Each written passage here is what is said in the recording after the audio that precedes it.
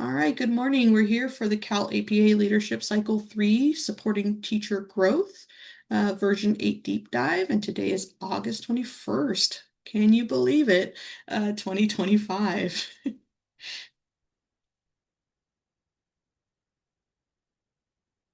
All right, so today we're going to introduce ourselves, and we have some folks here to help put some experience behind a lot of the information that we're going to be sharing with you. We'll talk about the norms, their outcomes. This is all for CalAPA Leadership Cycle 3. There is a Google folder.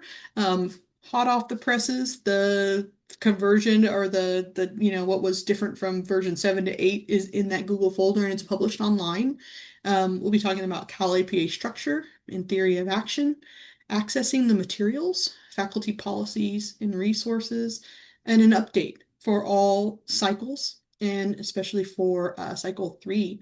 We'll be going through each step with an overview, taking a look at the evidence table, essential questions, rubrics, and helpful hints and reminders. And we want to welcome all of you to perhaps chime in on this space. Anything that you've done with your candidates that can be supportive of other programs is very helpful. And we'll be talking about condition codes and updating contact information. I know I've gotten a lot of folks emailing about the ADS, and we will have some information about updating your ADS today. The next slide. Okay, so CalAPA teams from CTC. I'm Marissa Luna Lopez. I'm a consultant here with the Performance Assessment Division. Our director, many of you may have heard, there is a new division here in the commission, and it's DREA, Research Director, Division of Research, Evaluation, and Assessment. And so they brought together performance assessment, and then so CSET, CPACE, those the folks that manage that, and then also data folks together. So it's a new division within CTC, and Juliet Waltliner is our director. And I'm also joined today by Julie Holmes. You want to say hi, Julie? Good morning, everyone. I'm Julie Holmes. I'm another one of the consultants on the performance assessment team, supporting CalTPA, Math Cycle, and Cycle 1. And so thank you all for being here. I'm excited to learn more about Cycle 3. I'm also joined here by some of our fabulous CalAPA lead assessors. The folks that are here today are Melissa and Diana, and I'm not sure if Marco is here, but Melissa and Diana, would you like to unmute and say good morning? So good to be in this space. Good to see you all. And we have lots of exciting, wonderful things to look forward to with this version. Good morning, everyone. It's so good to see all of you. Welcome to version 8. I think you'll like it.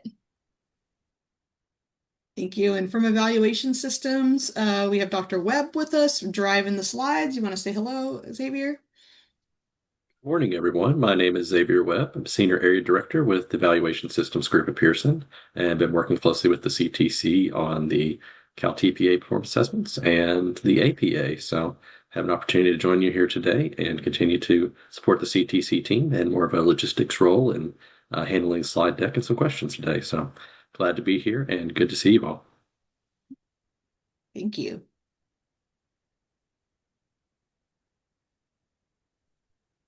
Okay, and some of you already started, and I greatly appreciate it. If you could, good morning, name in the chat, position at your institution. We like to take attendance at these things. No, just kidding. It's nice to know who's in the room. So if you could, please sign in the chat. All right, and while folks are doing that, if you could keep your microphone muted unless you're speaking, it's greatly helpful, especially with background noise. It's helpful if your camera is on, but we also understand if you don't have your camera on because of other things going on. No worries, no need to let us know. Just it's nice to be in community with folks. You can use the chat feature to post questions that are related to the current topic. We're going to go through CalAPA Cycle 3, from start to finish. And so any questions you have, we'll be monitoring the chat, bringing them up for we might repeat them and bring them up so they're captured in the recording. But hopefully we'll be able to answer the questions. Let's pose questions of a general focus. If you have anything specific to program, please email us at calapa.at ctc.ca.gov so that way we can address in that way. We're going to avoid multitasking, which is, it's really challenging when your little phone is just right here and there's all kinds of other things to do. But hopefully we can pay some solid attention to version 8, look at these updates. And for some of you that are new, learn about this task that can really support administrators as they move forward in their pursuit of their preliminary credential. And we'll honor time for all participants by moderating our participation. I'm hoping that it can be a conversation with all of us together, so that way we can, again, be in community and learn together about version 8. Let's go ahead and go to the next slide. So the outcomes today, changes, update and changes for cycle 3, materials, looking at assessment guide, templates, evidence table, and support. We have kind of structured some of the deep dives and things that we have coming up here in the fall, but we want to make sure that we have supports going out to the program on a regular basis. Okay, so this is there's a Google folder that is available with resources. There is a summary overview of the updates, changes from version 7 to 8. I also put in a highlighted copy of the guide where I went through and kind of identified the vast majority of changes from 7 to 8. I also put in just some of my notes around 7 to 8, so that way it could be helpful for those of you that are bridging from one version to another, but for those of you that are new, it's new to all of us. So there are some updates to the annotated bibliography, the updated program guide. Now, you'll notice the program guide says version 6 on it, but we're in version 8. So the program guide, I think this was explained to me that there wasn't a program guide for like a year or so, and so it actually started a little later. So if you have version 6 program guide, that is the most up to date, and that is the document that's intended for faculty and programs to be able to get a lot of good information about the CalAPA. We do have the Cycle 3 assessment guide. Also, I just dropped the templates. They're usually in a Word version. I just dropped them into Google, so they're in a folder in there. And then the slide deck from today's presentation, we'll put it in after the presentation today, just in case there's any kind of updates or anything we need to make if we find anything that we need to adjust. Okay. All right, so CalAPA structure and theory of action. Leadership cycle 1, it's where a candidate would analyze data to inform school improvement and promote equity. Leadership cycle 2, where a candidate facilitates a community of practice. And today we're talking about leadership cycle 3, supporting teacher growth. We always start with investigating, the candidate plans, they act, and they reflect. And each one of the cycles move through these steps. So accessing materials. Oh, and let's see, can someone please put a link to the Google folder in the chat if we haven't already done so? Thank you. Accessing materials, the CalAPA faculty policy and resources. This is a live link, but it's a link to the website. Required acceptable and unacceptable supports for candidates, faculty guidelines for confidentiality of video recordings, some faculty resources, and we recognize that folks want some more exemplars, mid-range submissions. We're hoping to be able to get those in and available soon. There were some substantive changes for version 8 around annotations versus commentary. And so we're waiting to see what we receive, but also faculty are able to collect submissions from their own candidates, and with permission from those candidates can share them in a closed space. We don't want people putting things, videos of teachers and people having, sometimes vulnerable conversations, in public spaces that they weren't expected to be. So we want to make sure we're protecting the privacy of folks. Okay. Then preparation materials for candidates, program implementation resources, requesting vouchers for those of you that have candidates that pay your program for their required submissions, and then you provide them a voucher if you're interested in that pathway.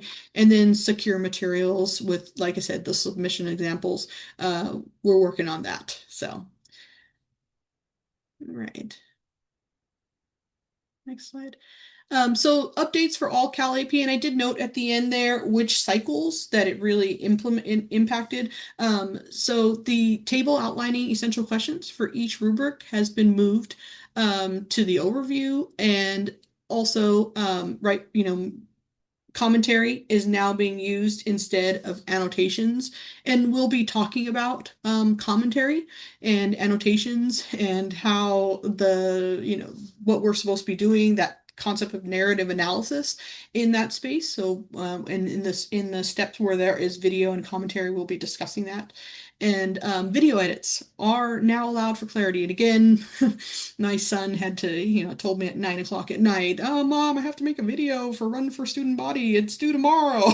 Oh gosh, video editing can be very challenging and take a long time, especially when you have a 9th grader that just keeps laughing. So, but video edits are allowed for clarity. So if a candidate is meeting with their volunteer teacher and the meeting's an hour long and some things happen at one point in the video and another, candidates are allowed to edit, but we do not, someone's not going to get a better score because it fades in and fades out.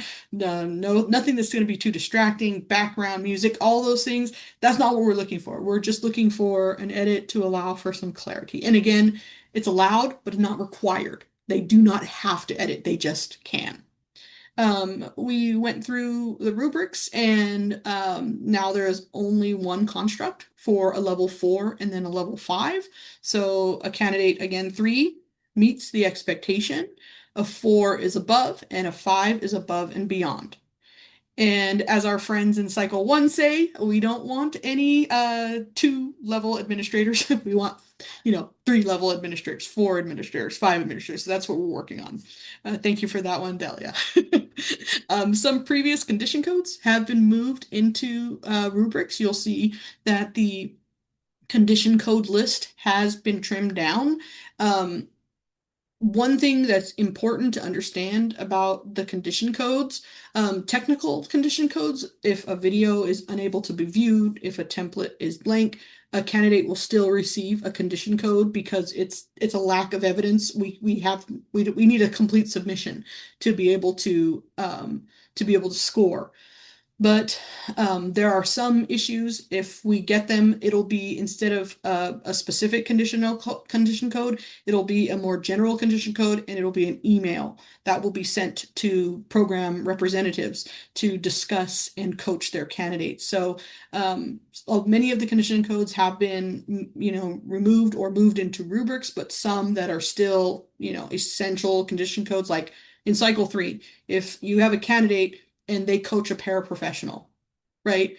They're still coaching someone, but it's not who they're supposed to be coaching. They're supposed to be coaching a teacher. So that remains a condition code, and it'll be an email that's sent out to programs. So we're hoping to eliminate some of those things by moving things into rubrics and adding some templates and other cycles. But again, they just, the coaching that you all provide your candidates is essential, and in supporting them to be successful. Rubrics now follow their associated steps. Before they were kind of in one bunch. At the end, now they're following. And it's interesting, I've actually gotten a couple requests for just the rubrics in one file altogether. So we may just publish that on the website for some folks who just want the rubrics. And several templates and parts have had name changes, simply because they are now commentary where there wasn't before, and then the glossary has been updated for all of the cycles. All right, so Leadership Cycle 3, Supporting Teacher Growth, version 8. Let's get into it. Okay, so this graphic here, it's a really good description of what folks do at each step. It just could be a little bit small and different, but I did call it out because it really does give a good understanding of what folks are supposed to do. It's just kind of hard to read on that slide. But so in step 1, investigate. The candidate is to inquire and learn about current teacher coaching practices. When I did this cycle, I worked at the school site, so I understood this, but I've also seen candidates who don't necessarily work at the school site where they are planning to coach. And so they need to go and understand what are the processes at that site, and then understand how the school uses the standards for the teaching professions, the CSTPs. And right now, we're in a transition time with the CSTP. Some folks are still using the prior CSTP. Some folks are using the 2024 version of CSTP. We accept all. So truly at this time, where they could use the CSTP, and I believe they also can use something similar as long as they bridge to that CSTP. Am I correct, Diana and Melissa, in that one? Yes, absolutely, Marissa. Thank you. And so they would identify a volunteer teacher. Again, teacher. They provide context for the coaching cycle and explain the implications for this cycle based on their analysis. And another question I had, and in thinking about coaching a teacher, sometimes we've received submissions where they coach a student teacher, and that one is a bit of a challenge because oftentimes the student teacher, they're a guest off at that campus. They haven't been there for the whole year, or if they have, it's in a limited capacity. They may not understand the coaching and observation and instructional feedback practices of the school because they're in a program and their coaching and observations come from a program that's outside of the school. And so a teacher, as opposed to a student teacher, would be the best to select for this cycle. For the next slide here.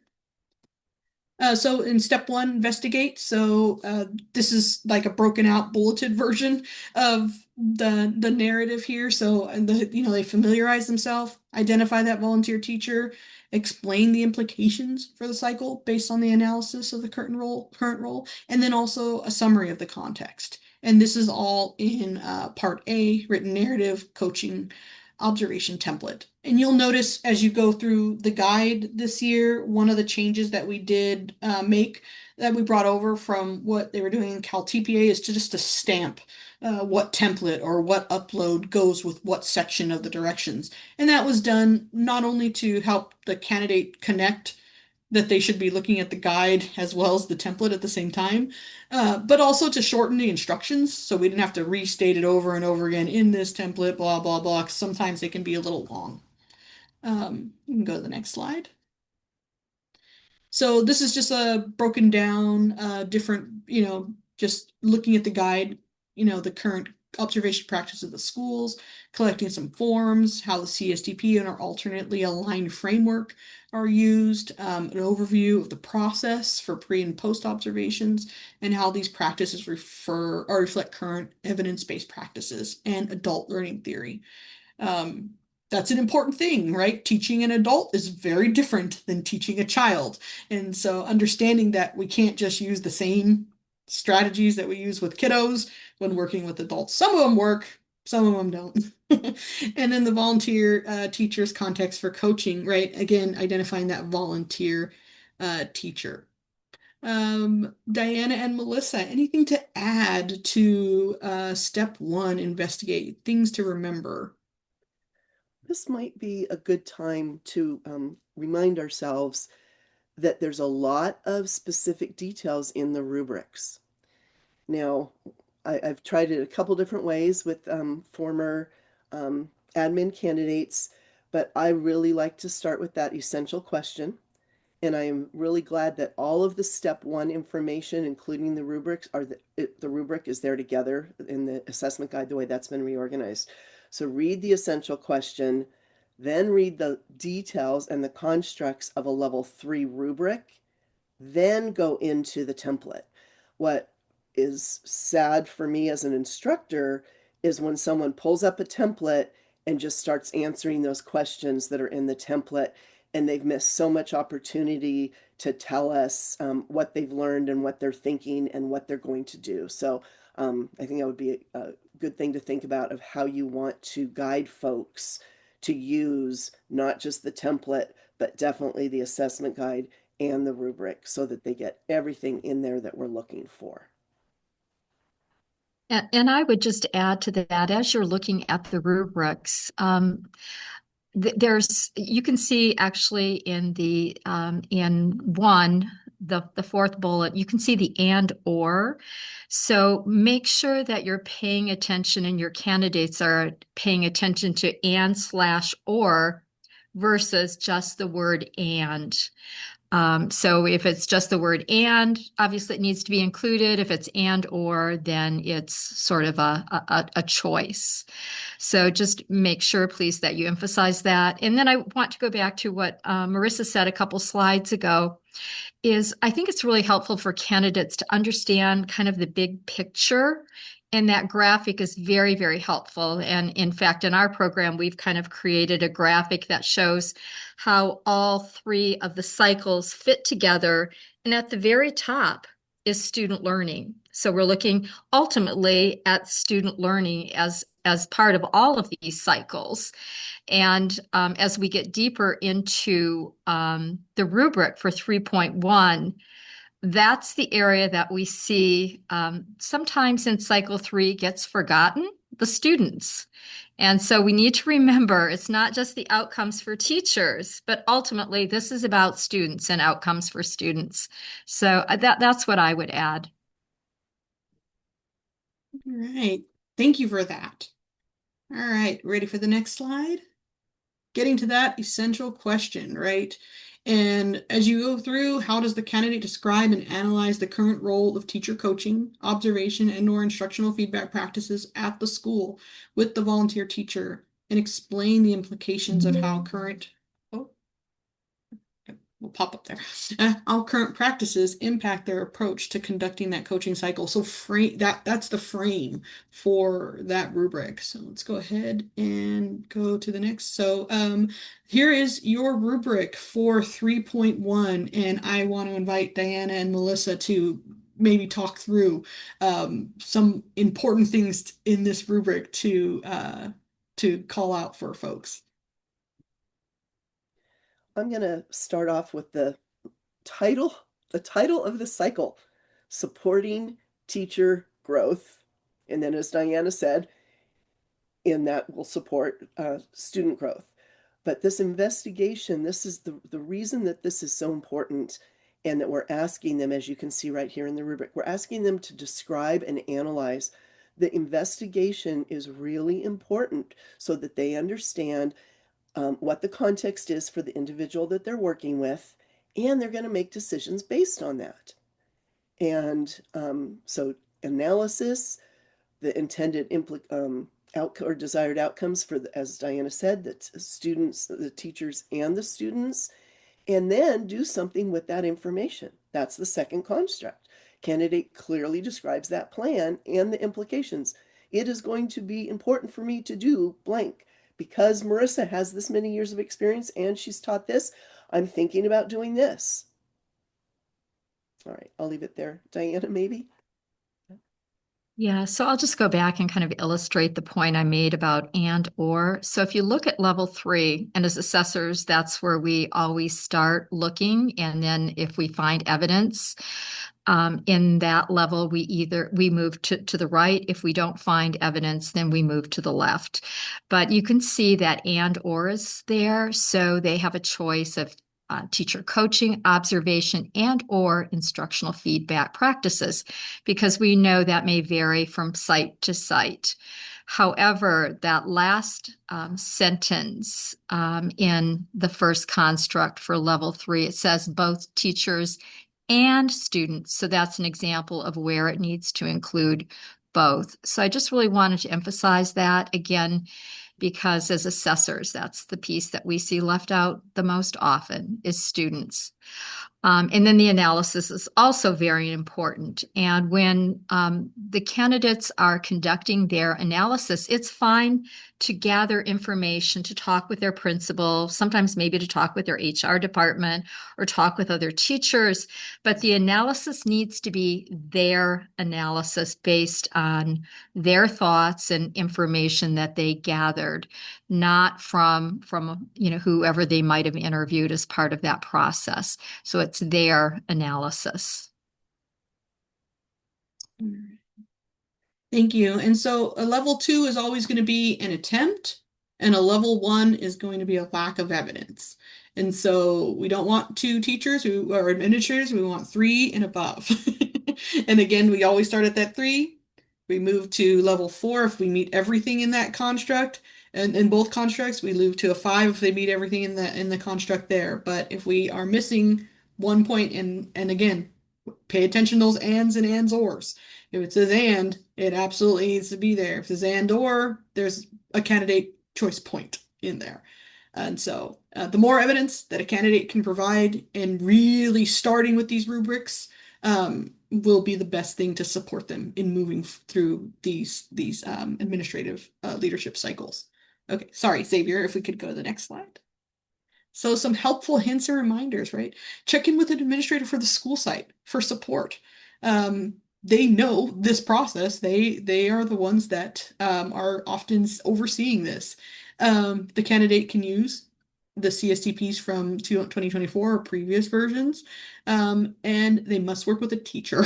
Paraprofessionals are not acceptable for the cycle, and student teachers are working on meeting the teacher performance expectations, the TPEs. Those do bridge into the CSTP, but they're not quite there yet.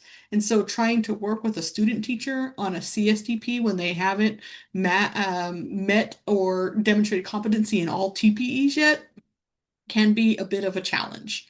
Any other helpful hints, Diana or Melissa, for folks? I think we covered 3.1 step 1 really well. All right, thank you. Oh, there's a question in the chat real quick about suggestions for candidates working in private schools. Anything there? So I think one of the things that we see with private schools or with some schools is they may not use the California standards for the teaching profession. So there is a place within the template where they would do in a crosswalk in terms of the linkage between the CSTPs and what the private school uses. But the cycle is based on the California standards for the teaching profession.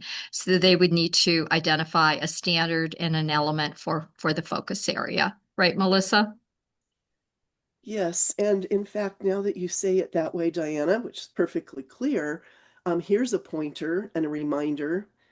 It's going to take place in step 2, but let's make sure they really keep this to a CSTP element. Okay, we'll talk more about that in step 2. So something manageable, something they can really talk about. There was another question in the chat that I was hoping that you, Melissa and Diana, might be able to respond to. Are there any common missteps that are observed in step 1, aside from not making their own analysis? So I think first and foremost, not including the intended outcomes, why we do this, and including the students in that. Sometimes, I don't think we've seen it as much lately, but sometimes they say, well, this isn't part of our formal eval. We don't have coaching as part of our formal eval, and so we don't have any of this going on. And that's, to Diana's point, that's where the and or. Okay, well, what else is going on? If it's not part of the formal eval process, what other coaching opportunities and what kind of experiences are there? How do people talk about their own practice and their growth? Remember, going back to what this cycle is about, supporting teacher growth. So I think those are the big, I'm sure Diana's got a couple others she's thinking of. Yeah, I think we covered most of what we're seeing with 3.1. Just again, to reemphasize what Melissa says about the CSTPs, it's really important that they identify one and just one or two elements, not the entire standard. So sometimes that's what we see as they, select all of standard 1 or all of standard 2. It's a CSTP in one of the elements, although it is scoreable. If they do select a whole standard, it's just a little overwhelming for them to coach a teacher through that process. I would say, and just another helpful hint while we're talking about the CSTPs is a great strategy is to provide the volunteer teacher, the candidate provide the volunteer teacher a copy of the CSTPs ahead of time to really facilitate that conversation. So it's not new information at the pre-observation meeting as we move into step 2. All right, thank you for that.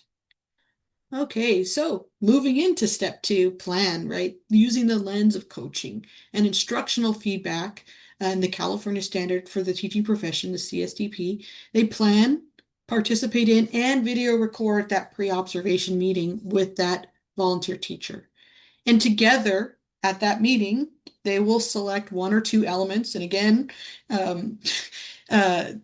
making a lesson plan for an entire standard and thinking you're going to get it done in one 45-minute teaching period is what we see with new teachers sometimes. They think that they have to meet every standard in one lesson. And really what this is the CSTP and coaching teachers is a continuum, right? It's an iterative process. And sometimes we're going to be focusing on, one or two things, but the more focused it can be, the better and more rich the conversations can be. When it's too broad, right? It's just too big. So this is that space where they are doing that having that conversation. Let's go ahead and go to the next slide. So again, plan, participate in, and video record that pre-observation meeting, right? So like 1 or 2, right? 1 is good, 2 is okay. Anything more than that, I would say, is probably just a lot. And for one coaching session, they will have plenty of opportunities to coach folks and move through. They're going to review and collect a copy of the lesson plan and observation observed, and then co-determine student work product. So what is the end outcome for that lesson? And they're going to select 2 video clips from the pre-observation meeting and provide commentary, what they are doing and the why. And that's where we're going to be talking more about that narrative analysis that candidates are going to engage in cycle 3. They actually have 2 spaces where they are submitting videos and going through that narrative analysis. So let's go ahead and go to the next slide. So again, classroom context, lesson, and observation. They conduct and video record that pre-observation meeting, and they select those pre-observation meeting video clips. So taking a look at this slide and the steps, Diana and Melissa, what have you seen that has helped folks be the most successful in these steps? So I think there are a couple things. There are numerous pieces of evidence. So there are 4 pieces of evidence. There's the narrative. There's the commentary now that goes along with the video that we'll see in just a minute. And then there's the volunteer teacher's lesson plan. I see when candidates use sentence stems, so for example, to identify student assets in their narrative. So when they use sentence stems from the rubric, such as the student assets are, That really helps call attention. Sometimes candidates will even bold it, but I would say that's really a great strategy. Um, Student assets in this step is one of the most forgotten pieces that candidates leave out. They tend to focus on student needs and never get to discussing what the student strengths are within that classroom that they're observing. And remembering that these are new folks, new, and they're aspiring administrators. Some of them have come to their future role and into their program with experience of coaching people. So sometimes we have induction mentors, or we have other type of support folks who are, I'm going to say, are more experienced and or maybe more comfortable in engaging in conversation with someone about their practice. Contrastively, many have not had that experience and possibly haven't had good or plentiful examples in their own professional experience of having someone query them so that they can coach them. So what I think is what we see is we do see folks who are have crafted some questions that they want to ask their volunteer. There is nothing wrong with that. They need a roadmap. They need to know what they need to talk about. But what we don't want to see is we don't want to see it scripted, and they need to be in a conversation. So it says, for example, the second bullet here, the candidate VT will engage in a pre-observation meeting to review the learning goals, class context, and the VT's perspective on the context. That means it really does have to be a conversation, not just a seriatim of question, answer. And that takes practice. And that might be something that's worthwhile practicing in our classes during class time with their classmates, of getting them comfortable with engaging in that. That would make for a really strong body of evidence of talking to someone about their practice. All right. Thank you for that. Go ahead and go to this rubric 3.2. How does the candidate demonstrate and analyze their ability to listen to and talk with, right? Not talk at, not come up together with what we're going to say before we make this video and then make a skit, right? Talk with. Capture that authentic conversation with the volunteer teacher to understand the learning goals, classroom context, and the student assets and learning needs, right? Assets, who we are, what we bring, what we're going to build from. These kids are really great at this, but I want to figure out how I can use this to move them here, right? Building those assets into those learning needs. Then jointly select with the volunteer teacher 1 or 2 CSTP elements, including evidence to be collected and a plan for the observation. So I used to ask teacher candidates, how do you know that the kids know what they know, and how will they show that they know what they know? And so asking that question, what's the end game of this lesson? How do you know that it has been effective? Right? And like I said, the plan for the observation. Let's go ahead and go to the next slide. All right, taking a look at this rubric. Melissa and Diana, you have so much that you've seen. What makes someone successful in this space? Oh my goodness. Okay. Well, first of all, we're going to pay attention to the fact that there are 3 constructs at level 3. There are 3 areas that we are asking these folks to consider. And Marissa, I'm sorry, I have to let you know, Diana, her internet just went down. Oh no, So I'm going to channel her. She's trying to log back in.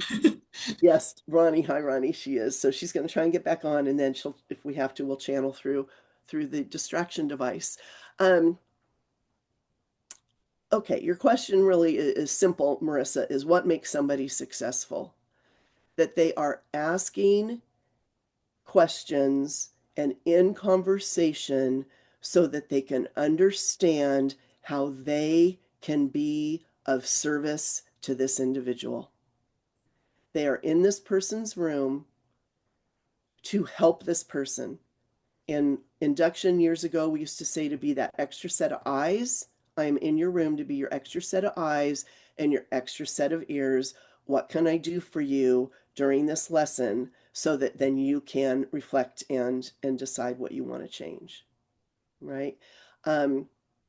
Sometimes in the very first template in step 2, we see them talk about as if they had already watched the lesson. That it happens. So just maybe if you get a chance, pay attention to the tense when they're talking about that very first template, because it's not asking about the observation because they haven't had the observation yet. The clarity for success on this, the clarity of, so if Marissa were going to tell me, all right, here are my students' assets, these are their strengths. One thing I really am still trying to find out is the perfect way to do, and then she fills in the blank. Okay, so if you're going to work on, let's say she says timing or she says grouping. All right, well, what kind of different evidence could I collect for you, Marissa, that would really help you understand your success points on this? Okay, so really being clear. Not just what work will we collect, but what observation, in addition to maybe verbatim scripting, what other types of observation data do you want? Your foot traffic, or your questioning, or your level of questioning, anything of that nature. That's going to be really strong, because then they're going to be able to really talk about that in the post observation. All right, and it looks like Diana's back on. And I think she just Yeah, she's there. to- Did that all make sense though, as I was saying it, Marissa? No, absolutely. And as you were saying, like again, that the question is, where are some common pitfalls? Again, just to reiterate for folks. Yeah. Mm. Diana, pitfalls for step 2? Yeah, I already mentioned the student assets, but I don't know if the point was already made. So there are 4 areas that need to be covered in the videos, the 2 6-minute videos, the volunteer teacher self-assessment, the lesson plan, the CSTP selection, and the coaching and observation process. It's not really a pitfall, but they can be done in any order. Those topics can be covered in any order within the videos.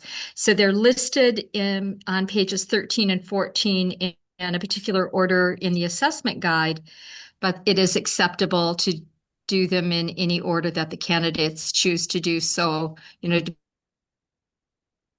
observation meeting flows. And then one thing, since this is the first rubric where we see at level 3, that 4th construct, it says, in the commentary, the candidate provides. Here's a pitfall. Sometimes admin candidates, restate what is in the video. And they say, here I'm asking her a question. She told me about the student assets. Well, we can see that. We can hear that. That's not what the rubric is asking for. The rubric is asking for, as Marissa already pointed out, she had on one of her previous slides, we want to know why they're doing, how they're doing it. Because it was important for me to understand Marissa's perspective, I asked several questions that resulted in, okay, there's a reason, there's an intentionality. We want to know they're thinking about why they're doing what they're doing at this point with this candidate. So that, I think that's the biggest pitfall most recently. All right. So the next slide. So some helpful hints and reminders. Collecting and submitting that volunteer teacher's lesson plan and a description of that student work product. The candidate, they would then conduct and record the pre-observation meeting. Let the camera roll, right? And they are going to submit 2 video clips up to 6 minutes each. They don't have to be 6 minutes each. They can be shorter, but up to 6 minutes of time. And the way that this kind of works, so let's say a candidate accidentally uploads one 15-minute video and then one 3-minute video, right? The assessors will only watch for a certain amount of time, and anything over that will just not be considered. So even if there is evidence in a longer video, it just won't be considered for scoring. The candidate identifies the teacher's self-assessment, discuss that student assets and need. Don't forget assets. Determine student work products, and jointly choose a CSTP domain from one or two focus elements. And truly, something to remind folks of, and it's, it goes without a lot, but in the Cal TPA, in the Cal APA, it is focused on asset-based instruction, asset-based, looking at what someone has and where they need to grow. And even as assessors, we are trained to give the candidate the benefit of the doubt. If we see something, we're like, I'm just not sure about this. Well, let me think about it. And if this is what we think they meant, then we give it to them if it's not as clear and explicit. So we really do have that asset-based perspective in looking at a candidate submission. And so we want candidates to strongly show an asset, because I mean, nobody wants a principal that thinks that kids can't learn stuff or that families don't care. We want someone to look at what people have and show and guide them and shepherd them to grow. And so in this space, focusing on assets, moving into needs, that's the perspective that we want folks to take. And that commentary, right? They're going to provide that narrative analysis, and then what the motivation, the skills, the tactics used to achieve the anticipated result. And so, and Melissa and Diana, we've been talking about this narrative analysis and the motivation, skills, and tactics. Anything to add to, aside from just saying no summaries, right? We don't need a blow by blow of exactly what you said. That's a really laborious process. We don't need that. Anything to add about that narrative analysis that we're really looking for? Well, analysis is sense making, right? So that's what needs to be in there. And there's so many different ways to say it. We think about what tools can we give? Maybe in a first draft when people are practicing their reflection or I'll say their reflection on their practice, maybe they have a sentence stem or two that includes 3 inserts. That's my language, that's my sentence stem. I give my candidates different types of feedback sentence stems. That's part of my instruction at Redlands. So maybe we give some of those sentence frames, if you will, and then they populate them. Then they choose their own way of talking about their skill. So just a thought on that. To expand on what Melissa has said, really what the narrative analysis is the candidate explaining what they're doing and why they're doing it. So we do expect to see personal pronouns. I'm doing this. This is my. So the use of personal pronouns and rather than from a third person perspective. All right, let me see here. I'm just reading in the chat a question about level 3 says narrative analysis should be around their ability to listen and talk with a volunteer teacher, motivation, skills, and tactics. The language around motivation, skills, and tactics is in the glossary for the term narrative analysis. And so we wanted to pull that to the front because as assessors, we train folks to have a common language. And so that's what the terms in the glossary are supposed to reflect, that common language. So folks, when they are looking at a submission and especially when we collaboratively score submissions, because there are a lot of different things in our quality management plan where assessors are scoring the same submission. We're looking at how folks are looking at things and interpreting them. And so it's an important process that we go through, and it's a major process that our lead assessors lead our line assessors through to be able to ensure that one person is looking at an assessment using those rubric constructs and making a judgment based on what they understand terms to mean in a rubric construct. So that the motivation, skill, and tactic, that is in the glossary definition of narrative analysis. All right. Okay. So leadership cycle 3, step 3 act. This is where the candidate goes to the classroom and conducts and video records the lesson. There was a conversation before about potentially allowing for someone to just video record and not sit there and actually do the observation, but that might be for a later iteration, but not for this time around. The candidate needs to go and do the observation, and I suggest that the candidate goes to the classroom, maybe sets up a still camera or something of that nature, and then actually does the observation, walks around. What is captured in a video is not always what is happening in the space. And kiddos are, especially whatever age they are, they might be distracted by a camera or an additional person in there. But talking to them, letting them know what is happening, so that way, they pretty much forget people pretty quickly.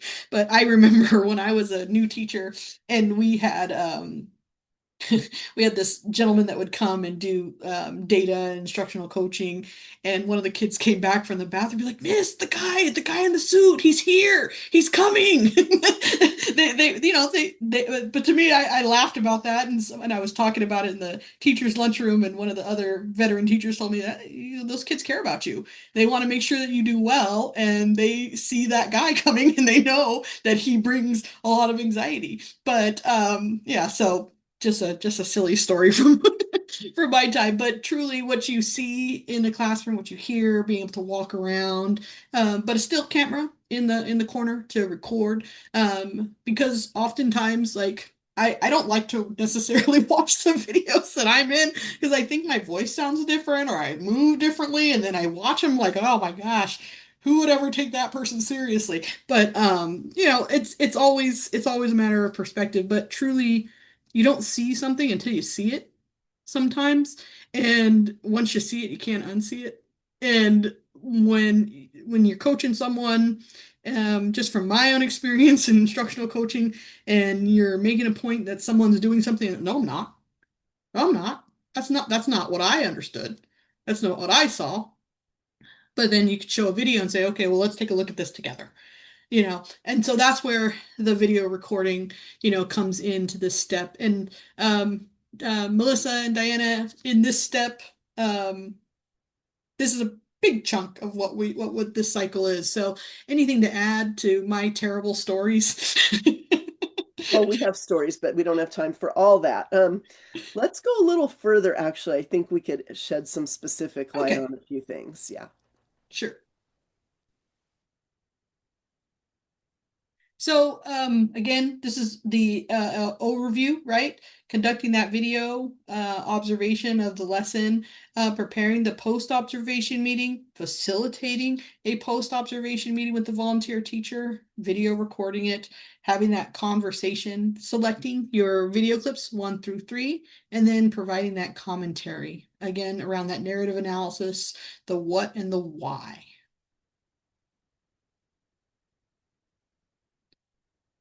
So 3 rubrics here. Again, essential questions here. Frame those rubrics. If you look at those essential questions, you'll be able to identify each chunk of that as a construct in the rubric. This is a good place to start with candidates because it's what's expected of them. So how does that candidate recognize, document, and analyze the volunteer teacher's qualities of teaching practice related to that CSTP element and the learning goals of the lesson? How do they demonstrate and analyze their ability to foster a learning conversation, right, using that CSTP element? And in partnership with that volunteer teacher, how does the candidate demonstrate demonstrate and analyze their ability to co-determine next steps for professional growth? Anything to add to focus on in these essential questions before we move to rubrics? Just to point out that each time in rubric 3.2, which is step 2, and then 3.3, 3.4, and 3.5, which is of course all in step 3, each one of these times that we ask them to provide narrative analysis and write in commentary, it's focused on something different. Step 2, they're focusing on their ability to talk and listen, And each of these three, when we get into those rubrics, you're going to see what is the specific area that they need to bring forth and think about their practice and their ability to do something.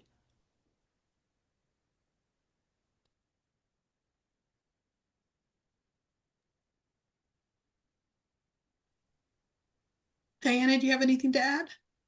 No, I think as we move forward, and just to emphasize again, just the essential questions really spells it out. And this step is the heavy step because it has the three rubrics. And as we get into 3.5, we'll see that 3.5 statewide has been, the data tells us, has been the challenging one.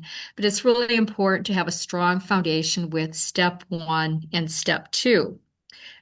But assessors do not go back to step 1 or step 2 or previous rubrics to see the information that was there.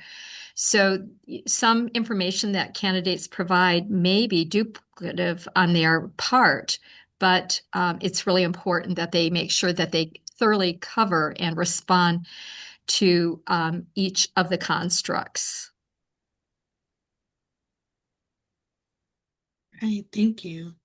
So in step 3, the stat focused classroom observation and the preparation for the post-observation meeting. And the observation should be at least 20 minutes in length. It'd be helpful for it to be the full lesson, but we also recognize that sometimes folks are classroom teachers themselves and are having to step away from their own space to go to another. But with support of administrators or other teachers and other folks on site, hopefully they can get in there and do a good in-person observation of their volunteer teacher. All right. Are we ready to take a look at these rubrics? Yeah. Oh, apologies. It's too early in the morning and I still have a full cup of coffee here. We're going to conduct and video record the post-observation meeting. Select the post-observation video clips, 1 to 3 clips, up to 15 minutes across videos. And then they're going to provide that commentary, that narrative analysis of what is happening and why. All right, I think now we're ready to go into, yes, now we're ready to go into rubrics. All right, 3.3. Melissa and Diana, anything to say about this rubric?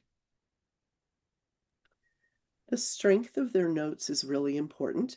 Here I am with these overarching kind of statements, but the strength of what they have and they can refer to, and the specificity so that they can talk to someone about what they've seen. They're going to connect it to the CSTPs, or the element, or elements. There's so many different ways that a candidate can do that. They can highlight, highlight/color code. They can make a little comment in the margin. What is challenging when those observation notes are pulled, when they're using maybe just the eval form from their district, that might not provide the specifics, the CSTP related specifics that they might want, just like having their evidence prepared ahead of time, right? So again, that observation record, so many different choices, but the specificity is going to be crucial so they can have important conversations. That's the first one right in there on that first construct. Diana?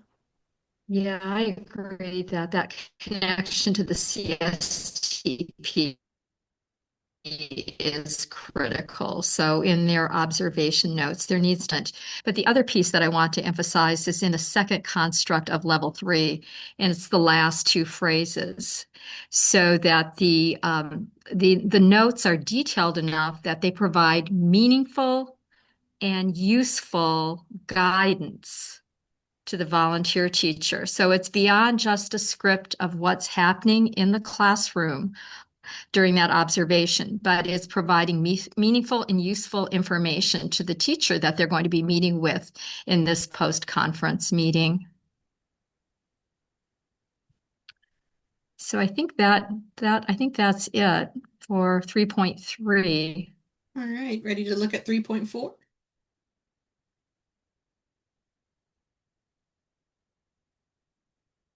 So for 3.4, this is typically where we see much of the evidence in the commentary and in the videos. So again, those top topics, and there are 3 topics that need to be included, can be in any order. But as Marissa pointed out for step 2, assessors will only view the first 15 minutes of video footage. So let's say that they solicit or elect feedback from their volunteer teacher after the 15 minutes, then that won't be included in the scoring. So it has to be within that given timeline. So I just really want to emphasize that. And I think with the expanded time, last year we went from 10 minutes to 15 minutes.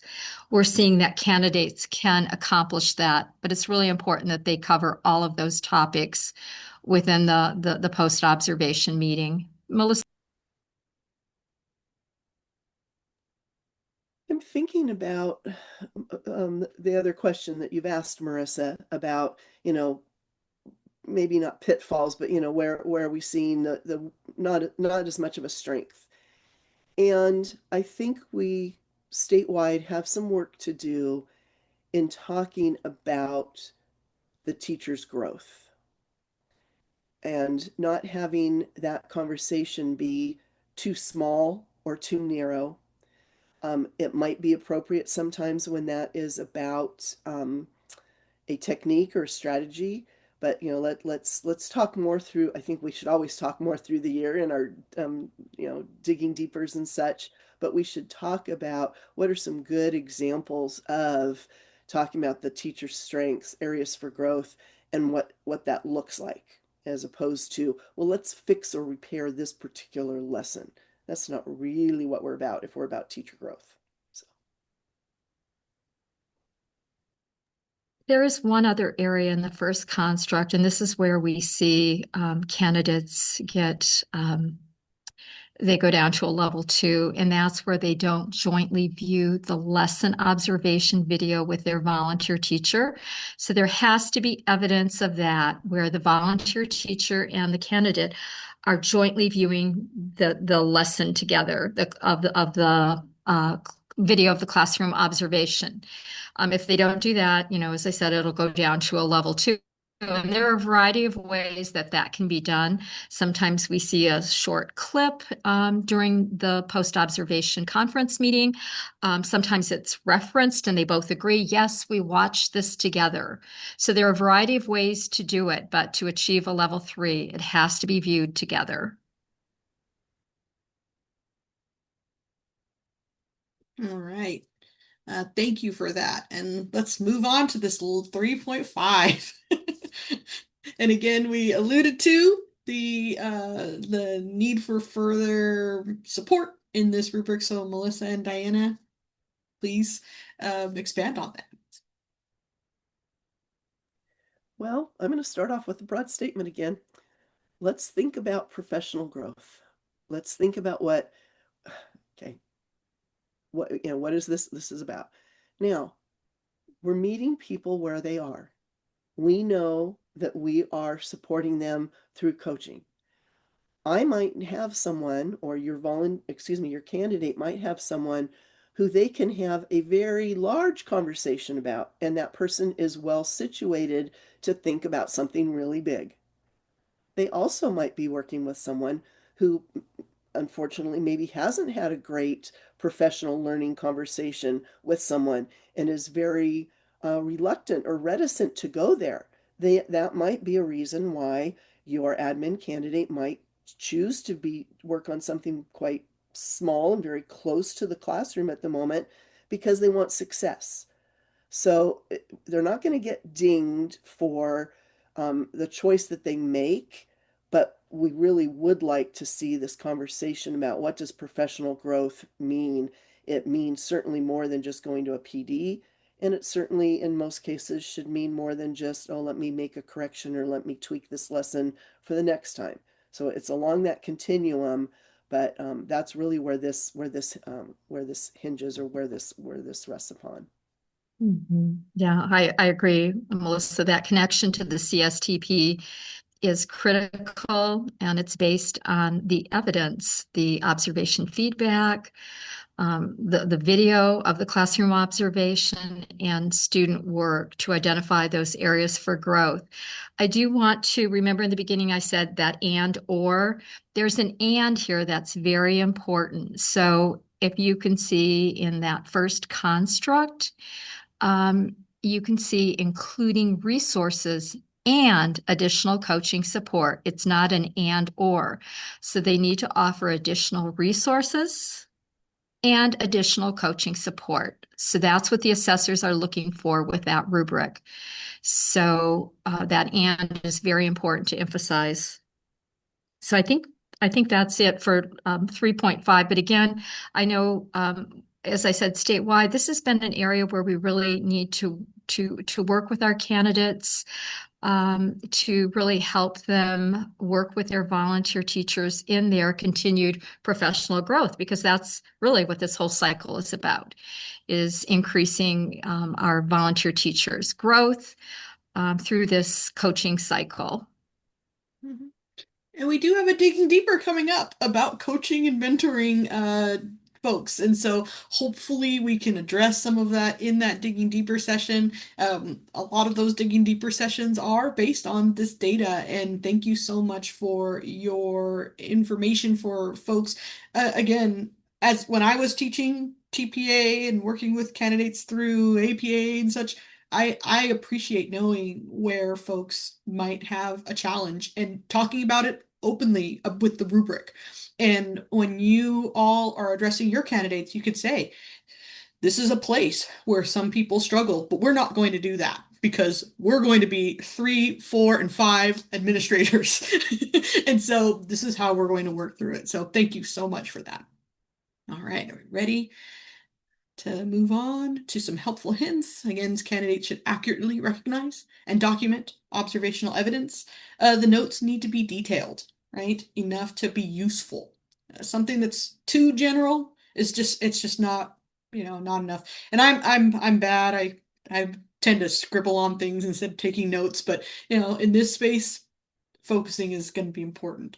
The candidate needs to be respectful and supportive when identifying areas of strength and growth. What was it? The Buzz laughed at me. He said, "If you can figure out how to take criticism without hurting your feelings, tell me how." And so sometimes it's important but it's important to understand that it's as a space for growth, but to do it kindly.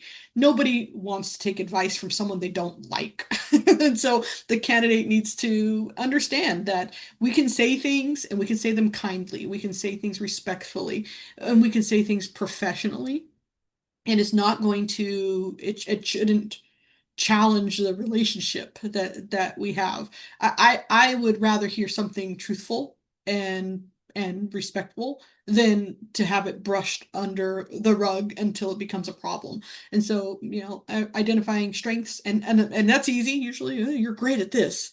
You know, it's the challenging piece of the areas for growth. But again, framing them in a positive way. What an opportunity, right? You haven't read that book yet? Wow. I'm excited for you. I wish I could go back and read that book again for the first time. What a great opportunity for you. It's all in the frame. So co-determining next steps for the growth and in the commentary, providing that narrative analysis, the motivation, skills, and tactics. Yeah, the what we're doing and why. We don't need a blow by blow. This happened at this point, this happened at this point. We can just watch the video, right? We need to know why. And the in the office they show the scene and then they come back and they do like a single person interview and they kind of explain what was happening. That's what we're looking for. We're looking for the explanation and it wouldn't happen in that coaching conversation where someone would say something and then turn to the camera and go, well, the reason why I said that to this volunteer teacher is this, right?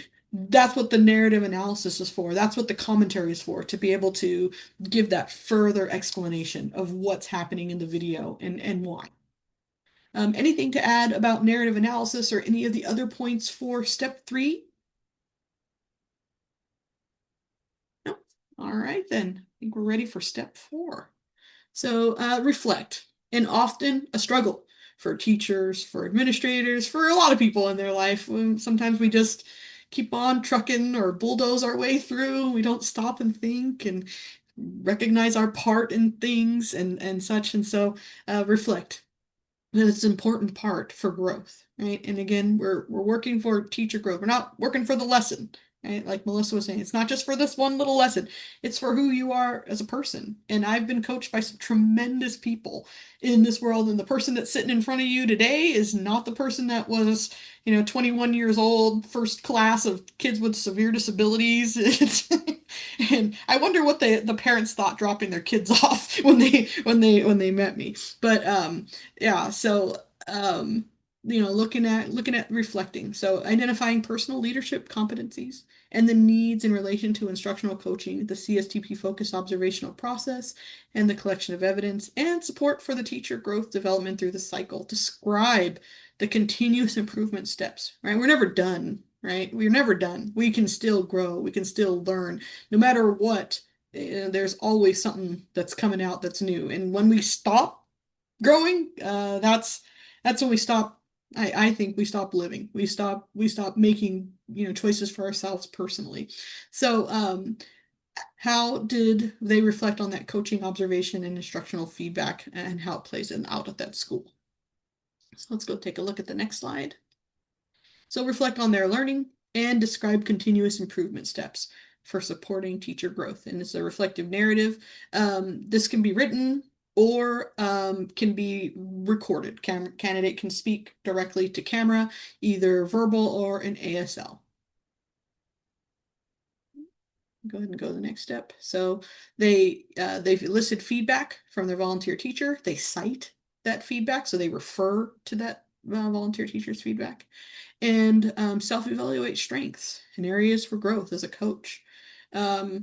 Personally, as a coach, I had to learn how to be able to give constructive feedback and say things in nicer ways, because sometimes I can be a little blunt, or and learning how to, when I would walk into a meeting, all right, let's get going, to observe some of those niceties and being able to do some of those were things that I had to grow in. I learned very quickly after hosting a fair at my school that I had to, make sure we had breakfast for people. And, there's lots of different things we learn, and just things that I think about going forward. Citing evidence from steps 1, 2, and 3, saying, okay, this is because of these things. And we want to make sure we're very clearly citing that evidence, and then reflecting on their role in their space now, or maybe if they're a teacher on special assignment or something of that nature, leadership role, but as a teacher, or their future role as an equity-driven school leader. How will they discuss the impact of supporting teacher growth through coaching, observation, and instructional feedback? All right. Anything to add in this space before we move into rubrics or the essential question? I would like to add, and I saw, I think it was Mabel's comment in the chat, and so I hope I agree with you, Mabel. So maybe Marissa will address that here in a minute, but it's really important, and you said it, Marissa, in a couple different ways. We are talking about something that the field that we talk about, evidence based reflection.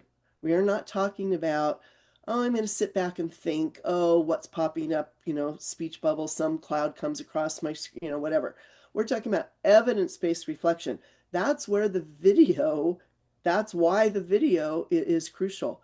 We watch, whether we like our voice, our intonation, our hair that day, whatever, we watch and we make sense. And then we think about what is our way forward. So that evidence base is really important. So in this template, and we're going to go into the rubrics here for 6 and for 7, but particularly in 6, they don't need to add every single thing that they did into there. They've got to cover what they did so that they can talk about their reflection based on that evidence. They have, now that they've come to step 4, they have a compendium of evidence. They've provided it to us.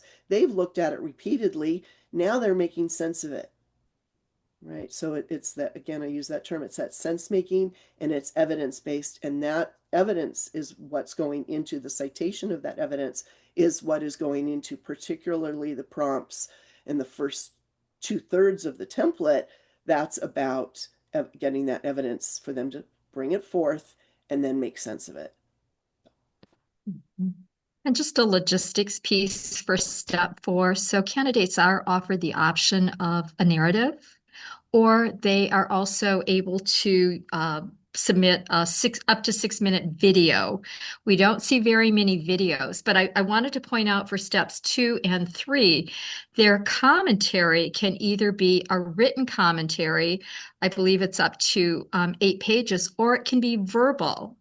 And for the verbal, it's up to 10 minutes. So that option is now available for steps 2, 3, and 4 to do a verbal or a video commentary or narrative response. Thank you for that. All right, let's go ahead and take a look at these essential questions as they frame the last 2 rubrics. And how does the candidate analyze their capacity to conduct that CSTP-focused coaching and observation process based on their experience in this coaching cycle and feedback from the volunteer teacher, cite evidence going back into their submission, and talking about their ability to demonstrate, their ability to facilitate and maintain a coaching partnership. And how does the candidate, informed by continuous improvement mindset, and focused on equitable leadership, reflect on the potential impact of coaching and explain the benefits to both teachers and students? So let's take a look at these last 2 rubrics. Diana and Melissa, as always, thank you so much for your knowledge and skills and tactics and abilities able to provide in here. Taking a look at that level 3 and what are some things people should be definitely keeping in mind, and areas that they should call out for candidates as they are teaching through these rubrics. So I'll jump in. So what we see candidates sort of a pitfall is the candidates will reflect on their strengths and areas for growth as a coach, but they forget to include feedback from the candidate on both their areas of strength and their areas of growth. So we frequently see areas of strength based on the feedback, but many times they don't get to the areas of growth. So they do need to include both strengths and areas for growth based on volunteer teacher feedback. And then I would just encourage candidates to just take it a step further. So once they have that feedback and reflect on it, what are their next steps in terms of what they change for their coaching approach in working with future candidates? So it's just adding a little bit more to get them to that level 4, coaching them up to that level.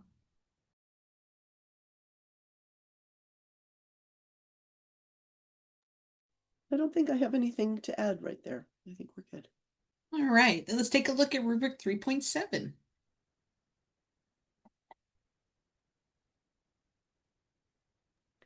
Well, I'm going to start off with the first construct of level 3. And this notion actually does carry through across really all of our cycle leadership cycles, 1, 2, and 3. By the time we get them here to this last reflective rubric, we're asking them to put on a different hat than where they came in the door at their starting point. We are asking them to put on that hat.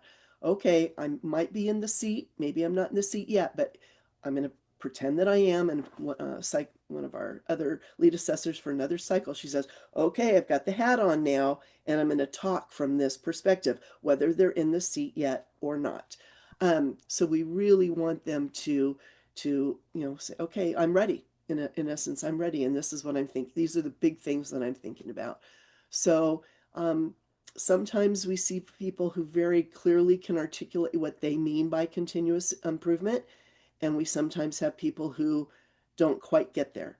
We also have people who can very clearly articulate their understanding what equitable leadership means to them, for themselves, for teachers, for students. And then we have some who don't quite have all of that. And I'm sure that is hard for an individual who thinks they have given what they need for a level 3, and then come to find out that they forgot to address an aspect that, or they focus a lot on the students and they forget about the teachers, or the converse of that. So our everyone here in this space that's in a program and instructing, Our reminders are, okay, did you address the students and the teachers? Did you talk about continuous improvement and equitable leadership in both of those avenues? However you remind and converse with people. Diana? Yeah, so we're really looking here, as Melissa said, for those two important key terms in the first construct, continuous improvement, and we're looking for equitable leadership. And then remember in step 1, we started out with outcomes for teachers and students. Step 4 ends with benefits of coaching for teachers and for students. And again, it's benefit for students that's most left out, ironically. And I think that's the only piece. And just all, coaching up to a level 4 is just citing evidence from the cycle that supports their reflection and their analysis. So just adding that little piece of some, specific examples from the coaching cycle, from steps 1, 2, or 3, and including that in their narrative response really rounds it out. And then for a level 5, it's a great opportunity to look at some of the research related to instructional coaching and instructional leadership.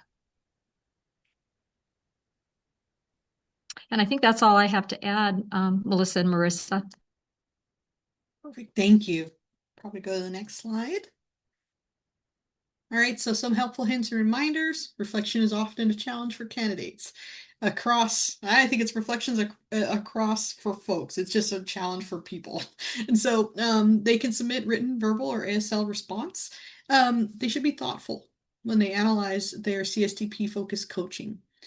Draw from that volunteer teacher's feedback. Cite evidence, so refer back to that evidence and how they facilitated and maintain that partnership.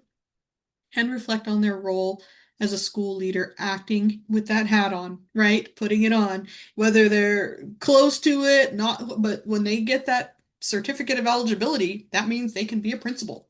And so, we're certifying that they're ready. And that's what, this CalAPA supports, right? It's not just, that's not the only thing we do, right? There's a lot of coursework, field work, other pieces that go along with that preliminary credential. But that's the goal of the CalAPA, is to facilitate and support folks as they are moving into that role, right? And it could be many different administrative roles, but they are in leadership.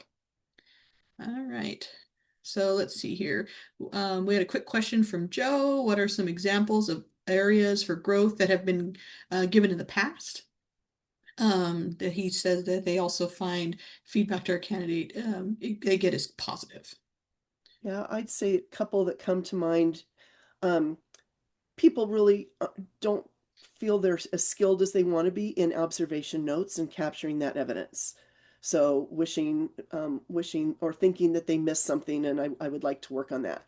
And then the other is about questioning, and not just the questioning, but the coaching type questions, working on their ability to prompt an individual's thinking. That's where they often identify that they need to work on that. And Joe, are you talking about feedback from the volunteer teacher to the candidate? Is that what you're referring to? Yes, from the volunteer teacher. One of the strategies that we've used is to suggest that the candidate front load their volunteer teacher ahead of time and just say, I'm going to be asking for some areas of strength based on my coaching and some areas for growth. So would you please think about that? And you're right, sometimes it's very, very difficult to get any constructive feedback. So we suggest also, if they don't get any, is to go back maybe a couple days later and talk with their volunteer teacher, maybe informally. Or some candidates have even sent a survey because, their volunteer teacher might be more comfortable in providing something through a survey rather than face to face. Yeah. Oh, we had a question from Donna. Do you have some advice for non-instructional candidates like counselors who struggle with this cycle? That is really a great question, Donna. And, we're seeing more and more candidates who are counselors or nurses or social workers. I think the area that I see, and Melissa can chime in on this, is with the CSTPs and spending time and getting an understanding of the CSTPs and having an understanding of classroom instruction and the dynamics. And simply, it's preparation ahead of time. So having a pre-observation meeting agenda prepared ahead of time, even sharing that with a volunteer teacher. And the same thing with the post-observation meeting is preparing an agenda ahead of time to make sure they cover everything.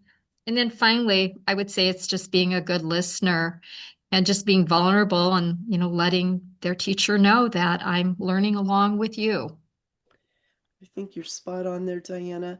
So familiarity with the CSTPs, and I would suggest if they can watch or get into as many different classrooms, they don't have the same comfort level or perhaps or variety or haven't spent as much time in rooms. So if even if we can get them some videos, we rely heavily on some instructional videos. Let them see some different styles of teaching so that they feel that they can reference that, if you will. So be able to learn how to script during our programs, of course, I would think, how to collect that evidence, but then have them, as Diana said, know the CSTPs or be familiar with them, or get more familiar with the particular element maybe after they've had that conversation with their volunteer teacher, and they say, okay, I know that Melissa's going to be concentrating on this. Let me read some literature and let me think about what that looks like. What does it look like?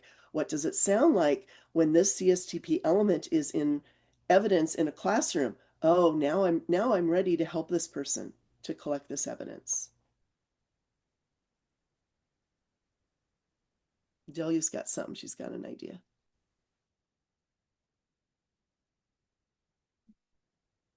I'm just going to share. Absolutely, Delia. Yeah, what we discovered is that they know how to facilitate a conversation. They're highly trained in facilitating conversations, right? Their job is to help people work through behaviors. So once they make the connection, I'm just helping this person with their teaching behaviors, they do very well. I am going to say our highest scorers, at least in our program, are counselors, PSAs, and social workers. They're very used to the language of, let's think about what you're doing here. What would you like to work on? Sound familiar? Just wanted to point that out. Thank you. All right. Okay, so these are some slides about condition codes and upcoming things. So thank you all for your participation. Let's keep on trucking. If you have to log off because you have a hard out, we appreciate it. But so some condition codes. CalAPA Cycle A1 is the submission requirements not met. So if there's any issues with submitting the wrong cycle, an incomplete cycle, those will be coaching a paraprofessional, right? That will be an A1. We will be sending an email to programs. Video files not working, audio files not working, blank documents, putting in incorrect templates. Sometimes folks just get their, things crossed and submit wrong stuff. These will still continue to be condition codes. We can go to the next slide. So some upcoming program supports and contact information. Let's go ahead and go to the next slide. CalAPA office hours and the PLC. We are going to be resuming office hours after Labor Day, first and third Fridays, 9 a.m. Come in, talk to me, talk to Julie. Xavier's there sometimes, Lori's there, but we're there to answer questions. We are going to be starting up candidate office hours. Thursdays from 4:15 to 5 p.m. via Zoom. We'll publish the Zoom link for that, share it with your candidates so they can pop on over and ask us any questions. We are going to be starting a monthly leadership PLC to bring this community together more frequently and to have just kind of open topics. we'll start the first one and probably get some topics and maybe get some guest speakers to start coming in around some issues and concerns, and just want to bring the community together. We'll be starting, like I said, the first Friday or second Friday of each month, 11 a.m. to noon in October. We can go to the next slide. So these are the submission dates. So if you submit your cycle by this date, you'll get your response by this date. So they are on the website, but I did want to elevate them in this presentation. We can go ahead and go. The cycle 1 deep dive. We had that one earlier. Delia, thank you so very much for your contributions as a lead assessor in that one. It was a tremendous session. Thank you very much. Yes, we do have the link to the YouTube recording embedded in the presentation, which I will drop into the folder after this, and the resource folder for the Cycle 1 deep dive. Cycle 2 deep dive is coming up next Wednesday. We did have to push that one off because we are going to have to issue an errata, which means that there was an issue with with a couple of the rubrics that we needed to address, and I didn't want to hold the deep dive before we were able to address the issues. So that's why it was pushed off, but it is scheduled for next Wednesday in the afternoon. And and the link to register is embedded in the presentation. That again, I will put into the slide deck or the resource folder after today. And that's some upcoming digging deepers, that using video commentary, right? That narrative analysis, we're going to be talking about that coming up in September. Program guide and candidate supports, all of those must-dos, can-dos, do-not-dos, right? And looking through the program guide, coaching and mentoring, and teachers and leaders. A lot of what we were talking about today, that's coming up in November. And starting the year off right, supporting all educators. We're hoping to get some folks to come in and talk to us about taking care of ourselves and taking care of candidates going forward. The next slide. Some upcoming dates to put on your calendar. The CalPA new coordinator meeting, PA because there's TPA and APA, but it's for everybody. We're trying something a little new this year by doing a shorter meeting for new coordinators and using these deep dives to take the place of going through a deep dive in that session. Last year, we unfortunately had to move the winter coordinator meeting because of the fires in Southern California, but these are the tentative, or pretty much the dates that they're going to happen unless something else comes up. Goodness. And the summer coordinator meeting date as well. We can go ahead and go to the next slide. ADS, updating your contact information.